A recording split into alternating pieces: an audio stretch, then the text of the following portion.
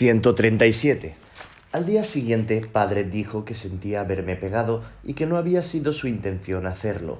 Me hizo limpiarme el corte en la mejilla con Detol para asegurarse de que no se infectara, y luego me hizo ponerme una tirita encima para que no sangrara. Entonces, como era sábado, dijo que iba a llevarme de excursión para demostrarme que de verdad lo sentía y que íbamos al zoo de Twycross.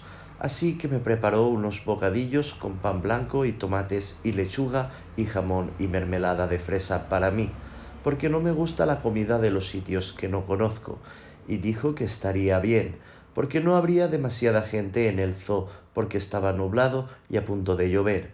Y yo me alegré de eso, porque no me gustan las multitudes y me gusta que llueva. Así que fui a buscar mi impermeable, que es de color naranja. Entonces fuimos en el coche hasta el zoo de Twycross. Yo nunca había estado en el zoo de Twycross, o sea, que no tenía una imagen de él en mi mente. Así que al llegar compramos una guía en el centro de información y recorrimos el zoológico entero, y yo decidí cuáles eran mis animales favoritos. Mis animales favoritos eran Randyman, que es el nombre del mono araña, cara roja. Ateles paniscus paniscus, más viejo que se ha criado nunca en cautividad. Randyman tiene 44 años, que es la misma edad que tiene padre.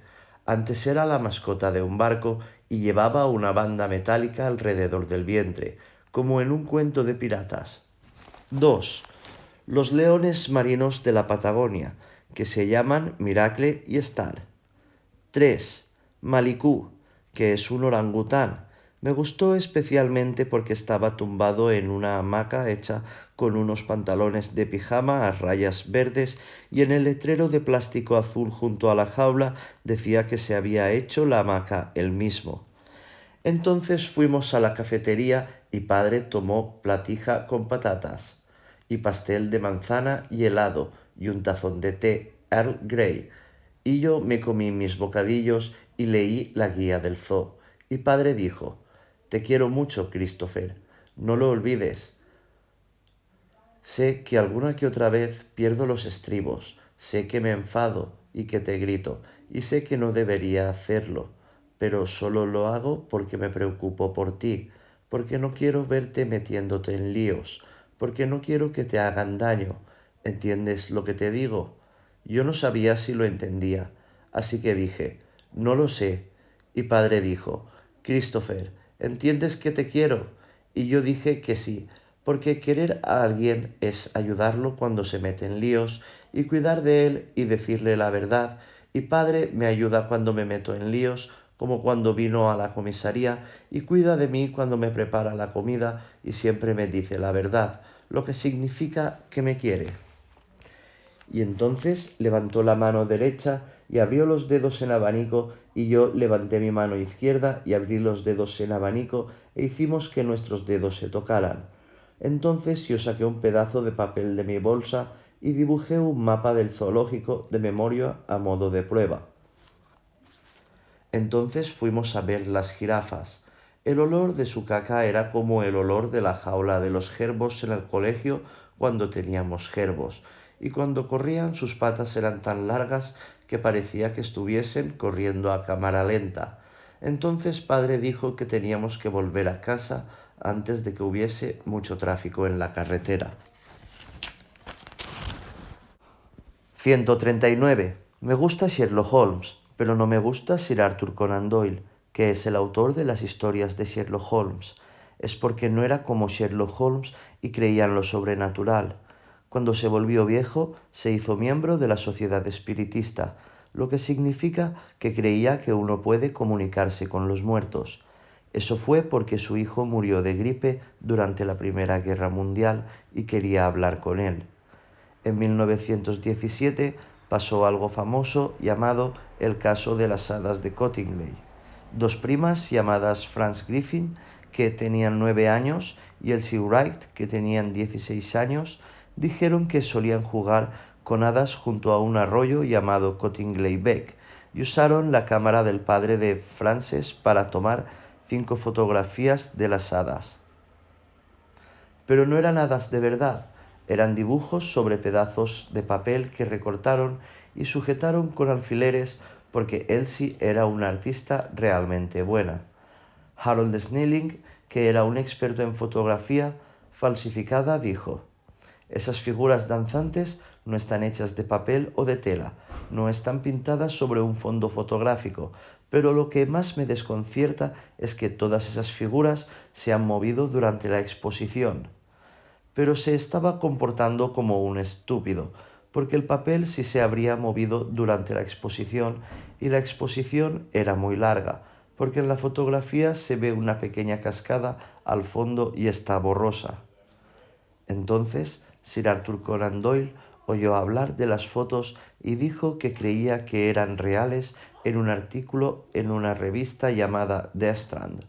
Pero él también se estaba comportando como un estúpido, porque si miras las fotografías ves que las hadas tienen exactamente el mismo aspecto que las hadas de los libros viejos, y tienen alas y vestidos, y medias y zapatos, que es como si unos extraterrestres aterrizaran en la Tierra y fueran como Daleks de Doctor Who o soldados imperiales de la Estrella de la Muerte en la Guerra de las Galaxias, o pequeños hombres verdes como los de los dibujos animados de extraterrestres. En 1981, un hombre llamado Joe Cooper entrevistó a Elsie Wright y Frances Griffin para un artículo en The Unexplained, una revista sobre sucesos inexplicables, y Elsie Wright dijo que las 5 fotografías habían sido falsificadas y Frances Griffin dijo que 4 habían sido falsificadas pero que una era real, y dijeron que Elsie había dibujado las hadas basándose en un libro llamado Princess Mary's Gift Book de Arthur Shepperson. Y eso demuestra que a veces la gente quiere comportarse de manera estúpida y no quiere saber la verdad.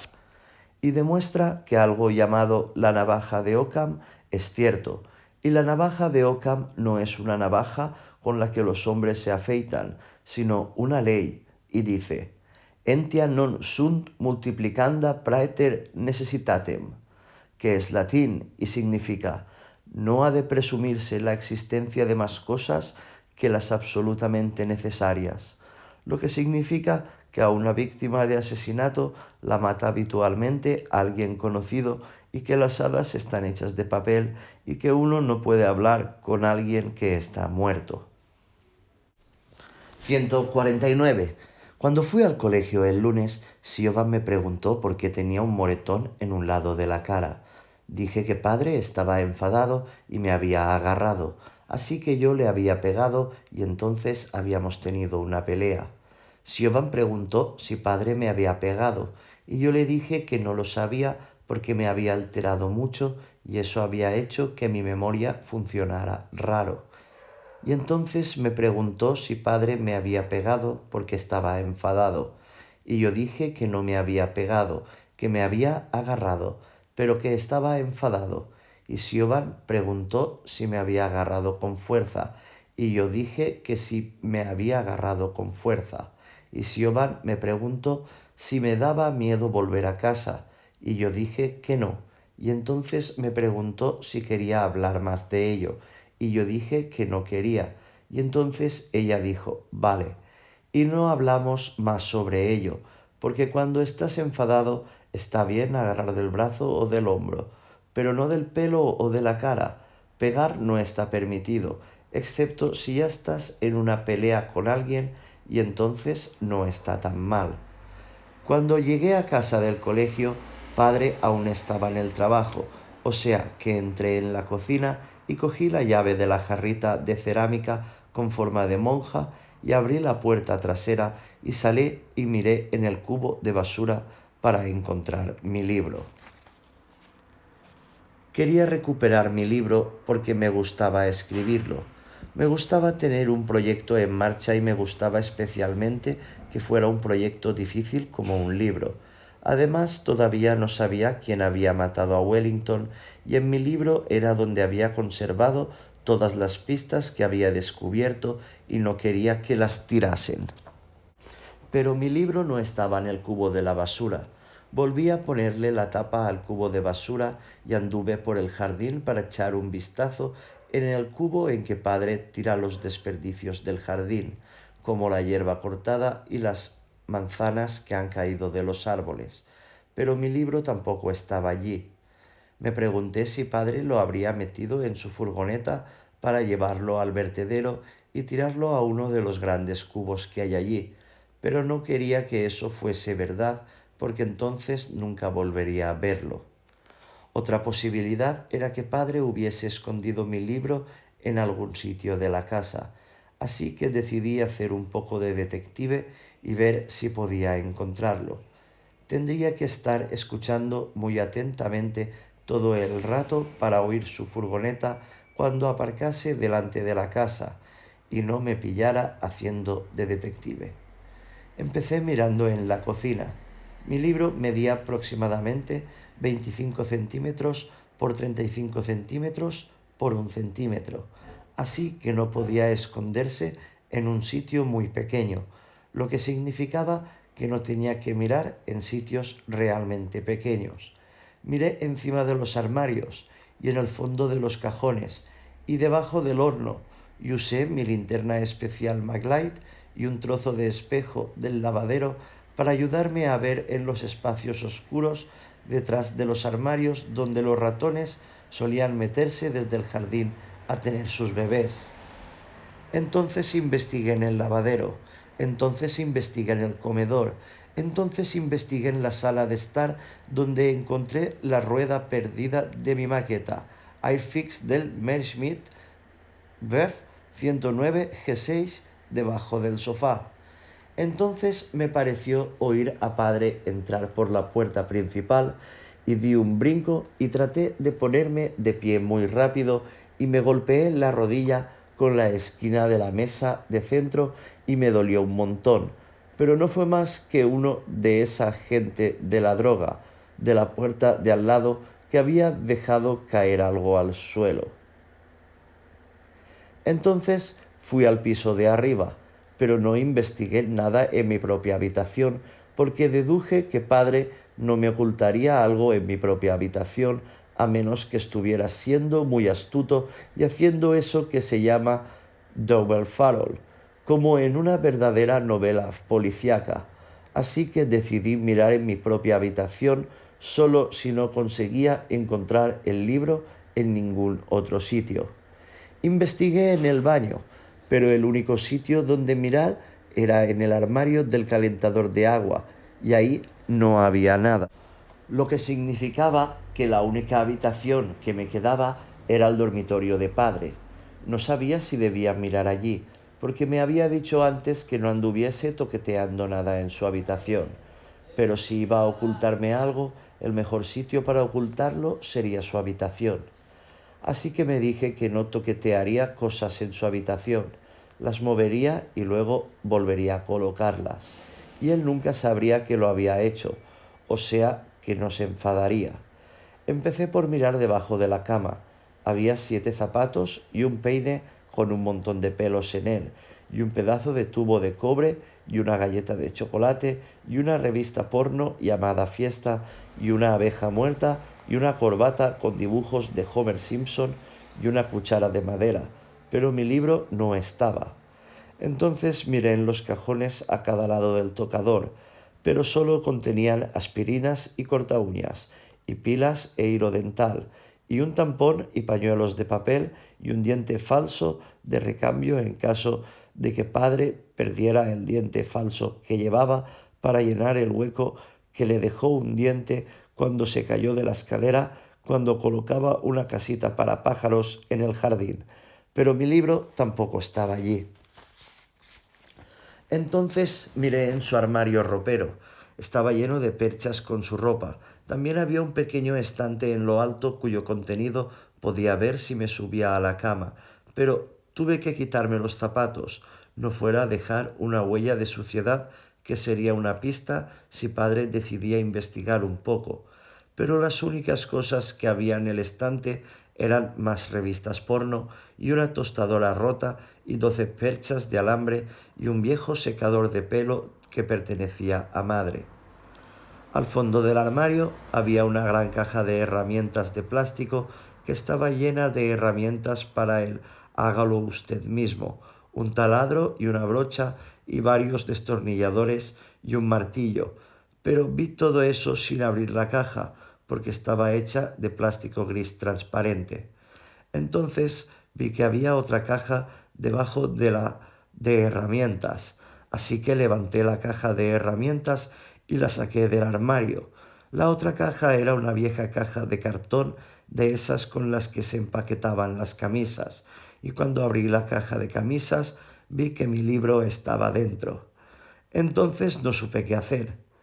Estaba contento porque padre no había tirado mi libro, pero si me llevaba el libro, él sabía que había estado toqueteando cosas en su habitación y se enfadaría muchísimo.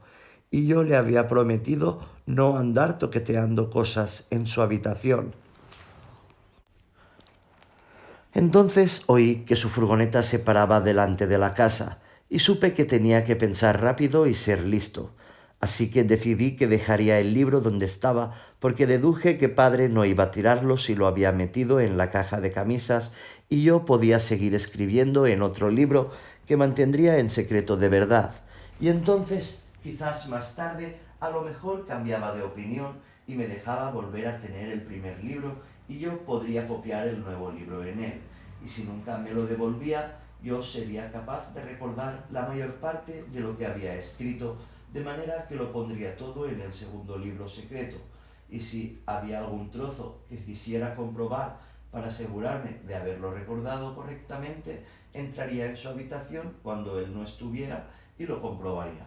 Entonces oí que padre cerraba la puerta de la furgoneta, y fue entonces cuando vi el sobre. Era un sobre dirigido a mí. Estaba debajo de mi libro, en la caja de camisas, con algunos sobres más. Lo cogí. Nunca lo habían abierto. Decía: Christopher Bond, 36 Randolph Street, Swindon, Wiltshire. Entonces me di cuenta de que había un montón de sobres más y que todos iban dirigidos a mí, y eso era interesante y me confundía. Y entonces me di cuenta de cómo estaban escritas las palabras Christopher y Swindon. Solo conozco 3 personas que hacen pequeños círculos en lugar de puntitos sobre la letra I, y una de ellas es Siobhan, y una de ellas era el señor Loxley, que solía dar clases en el colegio, y una de ellas era madre. Y entonces oí que padre abría la puerta de la entrada, así que cogí un sobre de debajo del libro y volví a ponerle la tapa a la caja de camisas y volví a poner la caja de herramientas encima de ella y cerré la puerta del armario con muchísimo cuidado. Entonces padre llamó: Christopher. No dije nada porque oiría desde donde le hablaba yo. Me levanté y rodeé la cama hasta la puerta, sujetando el sobre y tratando de hacer el menor ruido posible. Padre estaba al pie de las escaleras y pensé que tal vez me vería, pero estaba hojeando en el correo que había llegado aquella mañana. O sea, que su cabeza miraba hacia abajo. Entonces se alejó del pie de las escaleras hacia la cocina y yo cerré con mucha suavidad la puerta de su habitación y entré en mi habitación. Quería mirar el sobre, pero no quería hacer enfadar a padre, así que escondí el sobre debajo de mi colchón. Entonces bajé y le dije hola a padre, y él me dijo: Bueno, ¿qué has hecho hoy, jovencito? Y yo dije: Hoy hemos hecho cómo desenvolverse en la vida diaria con la señora Gray, lo que significa utilizar dinero y el transporte público. Y he tomado sopa de tomate para comer y 3 manzanas. Y he practicado un poco de matemáticas por la tarde y hemos ido a dar un paseo por el parque con la señora Peters y hemos recogido hojas para hacer un collage. Y padre dijo: Estupendo, estupendo. ¿Qué te apetece echarte hoy entre pecho y espalda? Echarse algo entre pecho y espalda es comer.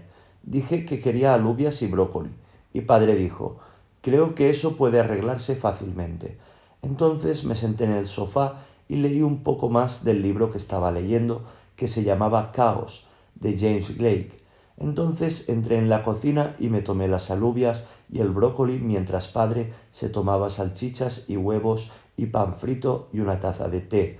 Entonces padre dijo: voy a poner esas estanterías en la sala, si te parece bien. Me temo que armaré un poco de jaleo, así que si quieres ver la televisión vamos a tener que llevarla arriba.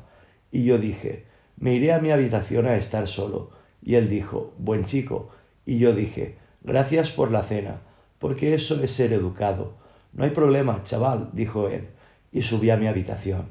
Y cuando estaba en mi habitación cerré la puerta y saqué el sobre de debajo del colchón.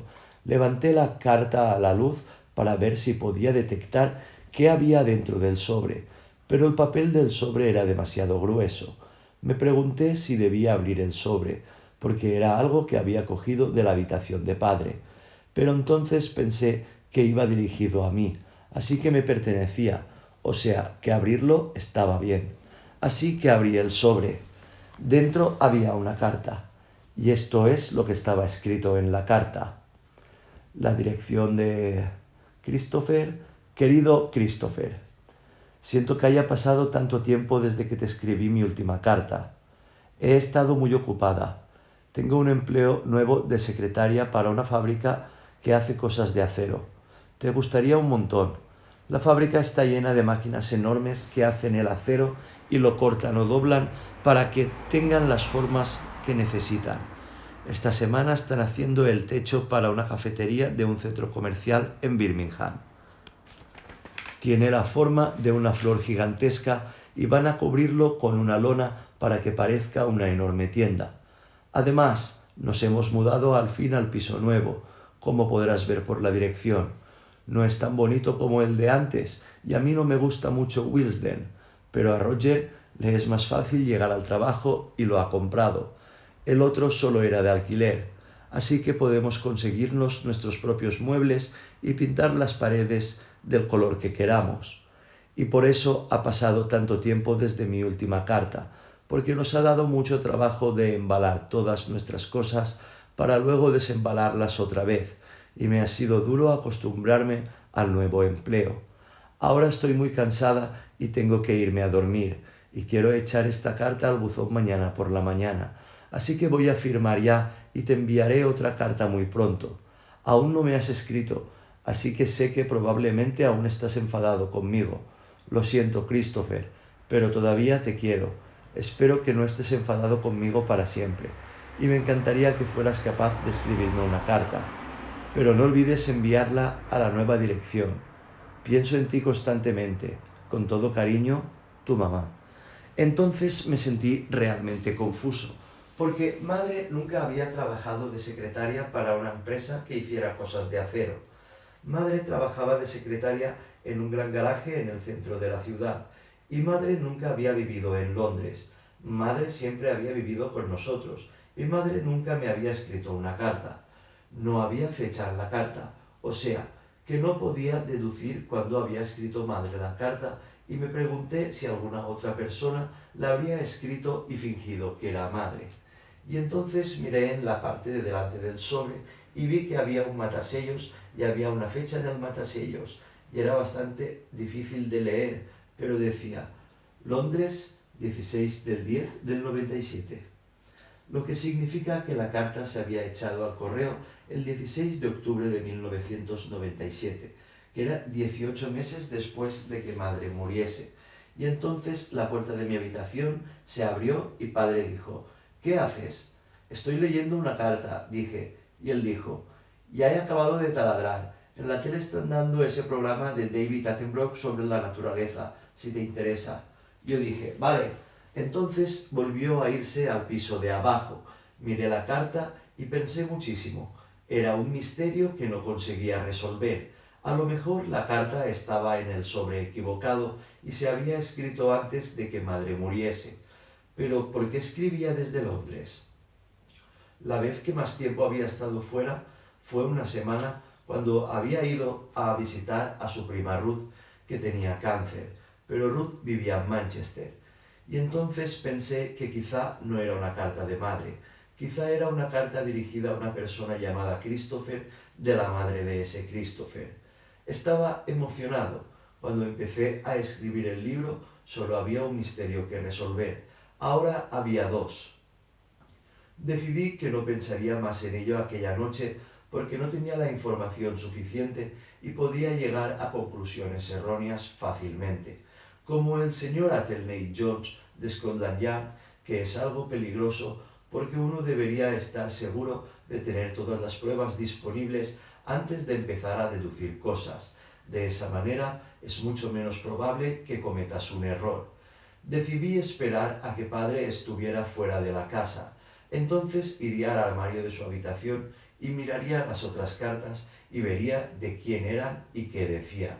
Doblé la carta y la escondí debajo del colchón por si padre la encontraba y se enfadaba. Entonces me fui al piso de abajo a ver la televisión.